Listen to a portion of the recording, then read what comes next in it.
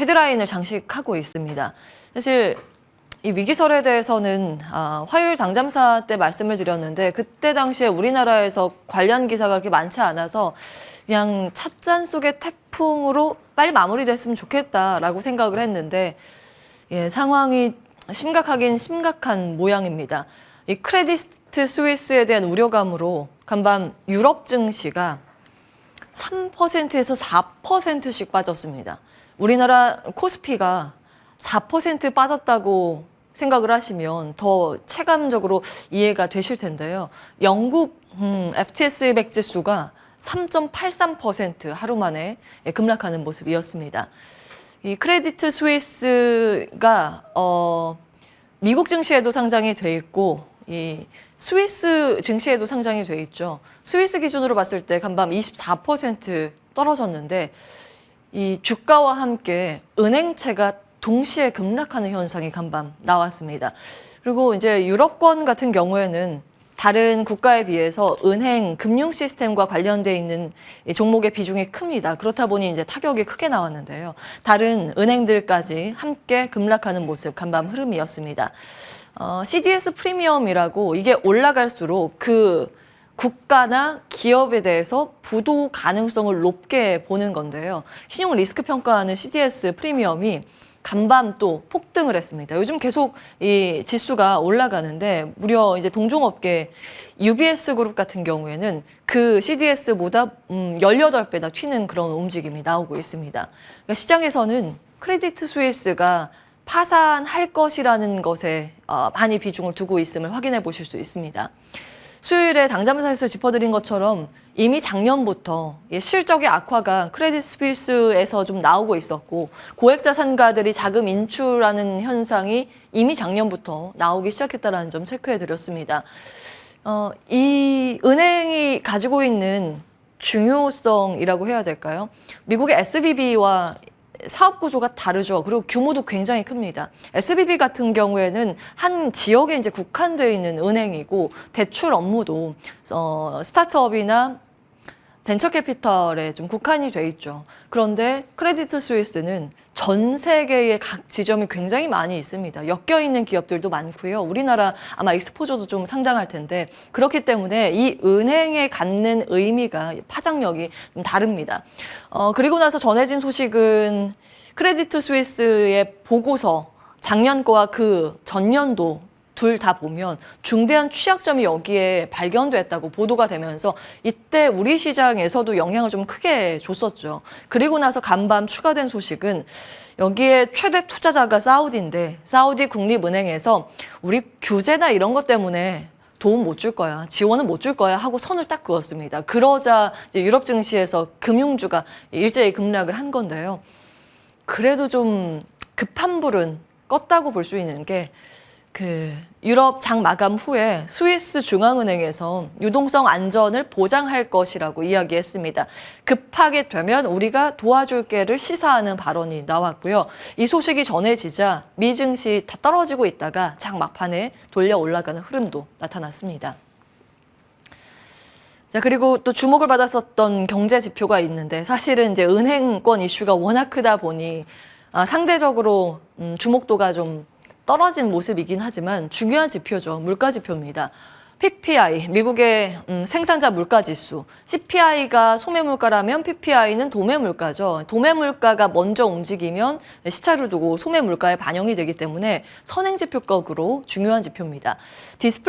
디스인플레이션 기대에 이제 활용 점정을 장식한 그런 데이터들이 쫙 나왔습니다. 소매 판매도 많이 떨어졌고 생산자 물가 지수도 떨어졌고 근원 소매 판매까지 떨어지고 있습니다. 이거 뭐 따로 설명하지 않아도 이전 수치 대비했을 때 얼마나 많이 빠졌는가, 물론 기저가 있습니다만, 기고가 있습니다만,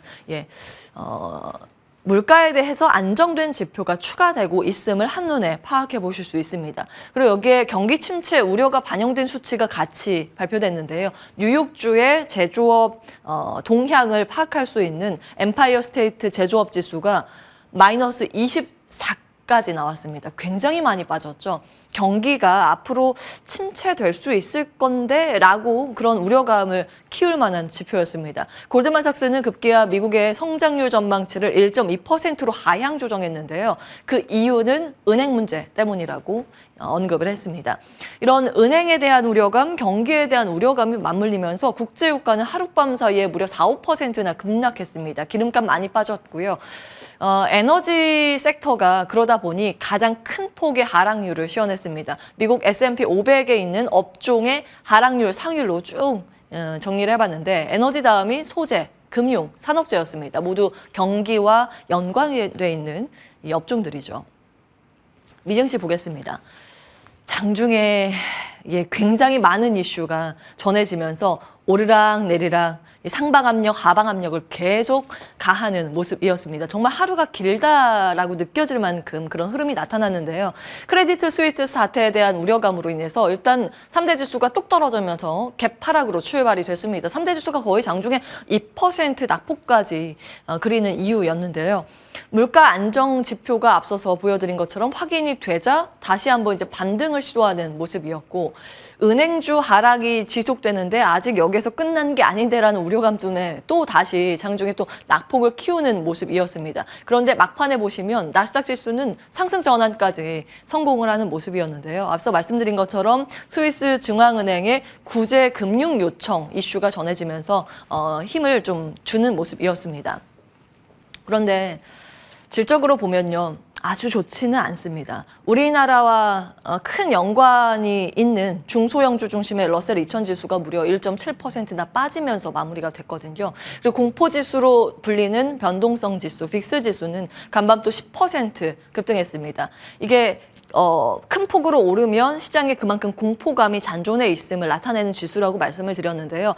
이것도 그래도 장중에 상승폭이 훨씬 컸는데 막판에 스위스 중앙은행 발표로 인해서 그 반납을 한 수준이 이 정도입니다. 자, SVB 사태가 가볍지 않다는 반증은 여러 곳에서 포착이 되고 있습니다. 이 데이터는 2년물 국채금리의 흐름인데요. 최근 들어서 낙폭이 굉장히 크게 나오고 있죠. 지금이 이 정도 낙폭을 그리고 있는데요. 이게 리먼 사태나 9.11 테러 수준보다 더 깊은 가파른 낙폭이고요. 앞으로 거슬러 올라가시면 1988년도 이 블랙먼데이 사태 정도 수준까지 낙폭을 나타내고 있습니다. 자, 2008년 글로벌 금융위기 기억하실 겁니다. 전 세계 증시가 다 급락하는 사태가 있었고요. 그때 우리 시장 거래하셨던 분들은 기억하시겠지만 전 종목 하한가가 며칠 사이에 나오는 그런 흐름이 나타났었죠. 물론 그때 우리나라 이 하한선이 15%이긴 하지만 어찌되었건 전 세계 모든 자산에 충격을 주는 사태였습니다. 그런데 간밤 나스닥 지수는 왜 올랐을까요? 1998년 LTCM 파산 사례를 참고해서 정리를 해봤습니다. 이 롱텀 캐피탈 매니지먼트라는 기업인데 그 당시에 천재들이라고 불리는 사람들이 이 회사를 만들고요. 전략을 이 채권 차익 거래를 채택을 해서 굉장히 큰 수익을 얻었습니다. 이 만든 첫 해에는 21% 수익이었고 그 다음 해에는 43%, 그 다음 해에는 41%가 평균 수익률이 30%를 웃도는 그런 기염을 토하기도 했습니다. 시장에서 굉장히 크게 주목을 받았고 당시의 규모도 컸습니다. 그런데 이 세상에 정말 절대라는 건 없구나라는 사례로 등극을 하게 된 내용이었는데요. 1987년에 아시아 금융위기가 있었죠. 그리고 나서 러시아 모라토리움이 있었습니다. 이 영향 때문에 신흥국 채권이 급락했고 자산이 이쪽으로 다 포지션이 맞춰져 있죠. 손실이 막대하게 나오면서 결국 파산까지 바로 이어졌습니다. 그리고 나서 연준은 긴급 조치를 했습니다. 보통 연준이 금리 결정을 하게 될 때는 FOMC가 열리는 정례회의 때 하게 되는데요. 이례적으로 사상 처음으로 정례회의가 아닌 긴급으로 이 내용들을 발표하게 됩니다. 그때 25bp 기준금리 인하를 갑작스럽게 이제 발표를 하게 되는데요. 이 긴급 조치는 그러고 나서 3번 더 있었습니다. 가장 가까운 사례는 팬데믹 쇼크 당시였죠. 이제 너무 사태가 심각하다 보니 정례 회의 때까지 기다리지 못한다. 지금 긴급하게 금리 인하를 해야 한다라는 사례들 정리를 쭉 해봤습니다. 자, 보겠습니다. 이건 S&P 500 지수의 차트입니다. 당시의 차트고요. 이 LTCM 사태로 인해서 종합주가 지수가 무려 22.5%나 수직 하락하면서 급락하는 흐름이 나타났습니다. 그래서 파산이 되자 앞서 이제 말씀드린 것처럼 연준은 급하게 기준금리를 인하하게 됩니다. 그런데 기준금리 인하라는 것은 결국 유동성을 시중에 푸는 역할을 하게 되죠. 그러면 가지고 있는 이 현금 자산 가치가 떨어지게 됩니다. 이 사태로 인해서 다른 쪽에 이제 투자를 하게 되는데 해지 차원의 투자 광풍이 일게 됩니다. 이때 정말 큰 폭의 시장의 상승세가 나오게 되는데요. 닷컴 버블이 이때 형성이 됩니다. 그리고 엔딩은 기억하시다시피 버블 붕괴가 나오면서 이 고점에서 S&P 500 지수는 LTCM 사태보다 더 많이 빠집니다. 낙폭이 여기와 비교할 수 없을 정도로 큰 충격을 나타냈죠. 그리고 나서 앞서서 이제 차트 표에도 나왔습니다만 연준이 또다시 긴급 조치로 금리 인하하는 사례가 발생하게 됩니다. 경기 타격 우려 그리고 통화 완화 기대감으로 지금 여기까지 나오고 있고요. 그 이후에 나왔던 나스닥 상승에 대한 그런 기대감으로 연결이 되고 있는 상황입니다. 그럼 가장 중요한 거겠죠. 연준은 과연 여기에서 금리 인하를 할 수 있을까입니다. 좀 정리를 해봤는데 지금 시장이 돌리는 희망회로는 이렇죠. 은행 연쇄 파산되면 경기가 침체되면 연준은 금리 인하를 할 수밖에 없다. 혹은 물가가 지금 안정된 지표가 나오고 있다. PPI 마이너스 나오고 있다. 금리 인상 명분도 부족하다. 그러면 동결 내지는 이번에 금리 인하를 할 것이다라는 희망회로입니다. 둘 다 종착지는 금리 인하죠. 자, 그 당시와 현재와 다른 점이 하나가 있습니다. 바로 인플레이션인데요. LTCM 당시의 CPI는 1% 후반대밖에 되지 않습니다. 현재와 굉장히 격차가 크죠. 그래서 그 당시에는 물가 안 잡아도 되고 오로지 경기만 신경 써도 되는 상황이었습니다. 그리고 걱정되는 부분은 이건데요. 후유증입니다. 금리 인하를 통해서 유동성 공급을 하면 앞서 말씀드린 것처럼 화폐 가치가 하락하고 그러면 물가 상승과 자산의 버블이 같이 나오게 됩니다. 이 당시에는 물가 우려가 없었는데 지금 물가 우려가 아직 잔존해 있는 상황이죠. 그러면 이 물가 상승의 압박을 할 수 있을 만한 이 카드를 다시 한번 꺼내들 수 있을까? 예, 물음표가 달려 있고요. 그리고 세 번째는 이 현재 미국 내에서 굉장히 많은 우려감이 나오고 있는 파트인데요. 연준의 신뢰 문제입니다. 이건 크게 두 가지로 나눠서 제가 정리를 해봤는데 모럴 해저드. 지금 대마불사를 연준이 부추길 수 있다라는 경고의 목소리가 여기저기서 나옵니다. 현재 언론의 보도 내용을 그대로 가지고 왔고요. 은행 파산을 하면 연준이 다 도와줄 거야. 어떤 일이 있어도 연준이 다 도와줄 거야. 그러면 윤리적으로 이 사태를 자체적으로 해결하려는 의지가 꺾이게 되겠죠. 그럴 부분이 이제 모럴 해저드이고요. 이거는 두 번째는 샤워실의 바보 우화인데 딜레마에 빠지는 정책의 흐름입니다. 밀턴 프리드먼의 이 일화를 작년 1월에 당잠사에서도 말씀을 드렸는데요. 샤워실에 바보가 들어갑니다. 너무 추워. 물을 뜨겁게 틀게 되겠죠. 그런데 뜨거운 물을 틀자 얼마 안 돼서 너무 뜨겁다고 생각을 해서 차가운 물을 또 틀게 됩니다. 그러면 다시 너무 차갑다고 하면서 뜨거운 물을 반복해서 틀게 되겠죠. 적정 온도를 맞추지 못하고 과격하게 찬물, 뜨거운 물을 반복하다가 결국 놀라서 바보가 뛰쳐나간다라는 우화입니다. 이것이 통화정책에 그대로 적용이 되는데요. 불황이 되면 통화 완화 카드를 연준에서 꺼내들게 되는데 통화 완화의 과정에서 경기가 또 과열이 되면 긴축을 하는 1980년대 폴 볼커 시기 그랬죠.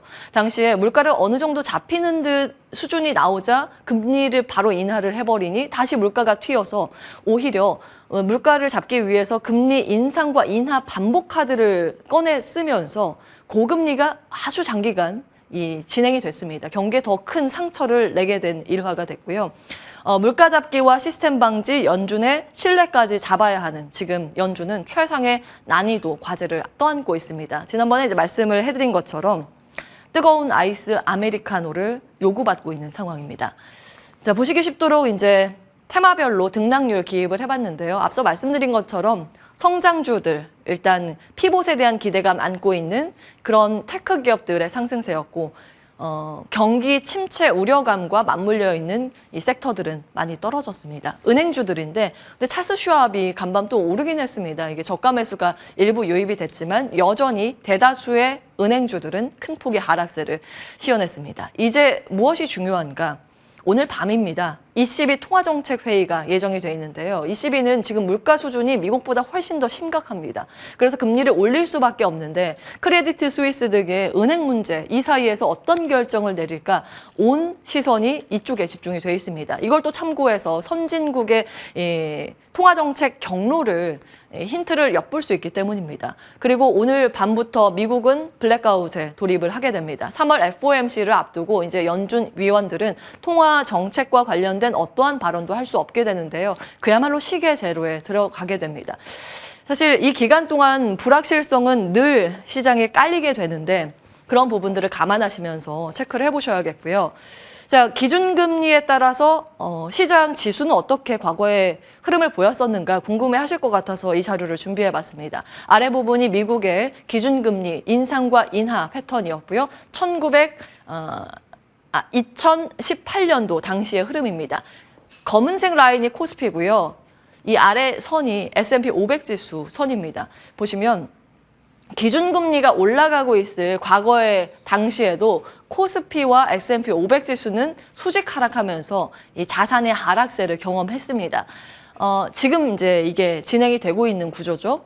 그런데 S&P 500 지수보다 코스피가 조금 더 빨리 꺾이기 시작했고요. S&P 500 지수가 바닥은 조금 더 늦게 만들었습니다. 코스피가 좀 일찍 바닥을 잡는 모습이었죠. 그리고 나서 동결에 들어갔는데 시장은 이때 이미 금리 인하에 대한 기대감을 당겨서 반영을 시킵니다. 그래서 시장은 동결이 대체 언제 나오느냐를 굉장히 이제 주목을 하고 있는 이유라고 보시면 되겠고요.